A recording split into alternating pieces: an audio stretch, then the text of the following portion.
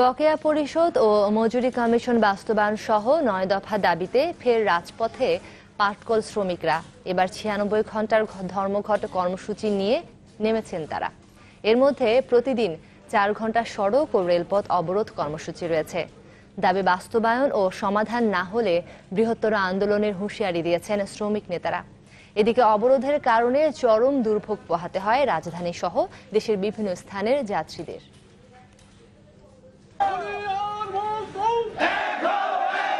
দফায় দফায় বৈঠক আর আলোচনাতেও সমাধান না মেলায় আবারও রাজপথে পাটকল শ্রমিকরা।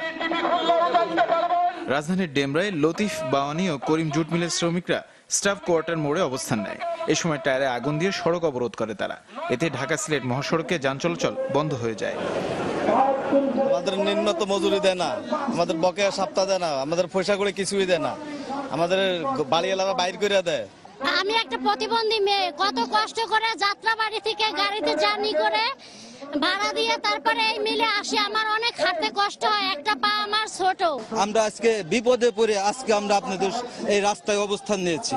সরকার যে পর্যন্ত আমাদের দাবি মেনে না নিব, আমরা ততক্ষণ আমরা রাস্তার অবরোধ ছাড়বো না। বিক্ষোভ হয়েছে খুলনায়ও। নগরীর নতুন রাস্তার মোড়ে অবস্থান নেয় শ্রমিকরা। এতে খুলনা যশোর মহাসড়কে যান চলাচল বন্ধ হয়ে যায়।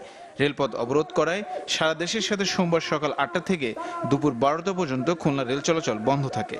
আমাদের আজকে বারবার চুক্তি করে, চুক্তির পরে আজকে 10টি সপ্তাহ আমরা বিল পাই না। আমরা মেলে যাচ্ছি, কাম করছি, শ্রম দিচ্ছি, আমাদের বিল নাই। গরিব মানুষ, আজকে 10 সপ্তাহ বিল নাই। আজকে ছেলে মেয়ে অনাহারে, কেউ পয়সা দিচ্ছে, সেই রাস্তায় রং ছিঁড়ে আনন্দ করে। আমার ছেলে মেয়ে বাঁচার জন্য কাজ দেয়, আমি রাস্তায় আসছি।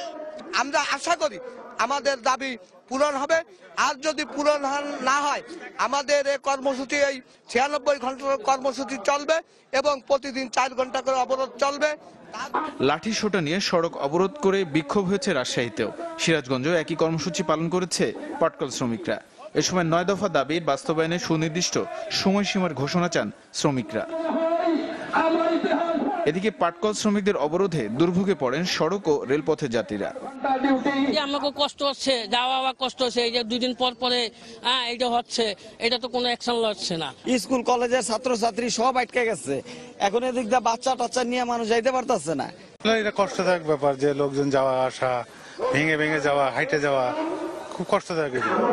বকেয়া পরিশোধ ও মজুরি কমিশন বাস্তবায়ন সহ ৯ দফা দাবিতে বেশ কিছুদিন থেকে নানা ধরনের কর্মসূচি পালন করে আসছেন পাটকল শ্রমিকরা। তানিম রহমান, চ্যানেল 24।